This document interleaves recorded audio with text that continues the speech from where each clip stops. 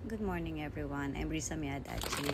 Pagising ko sa umaga, may napanood akong video, 19 years old, walang sakit, sigla, pero nung biglang namatay na lang siya.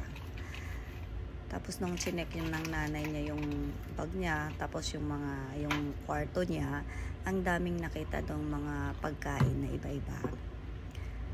Bigla akong nalungkot, bigla akong natakot. Kasi sa bahay ko ganun din, may mga ganun kaming mga pagkain sa bahay. So bigla akong tumayo, tapos nagano ako ng choco barley, nagluto ako ng pagkain.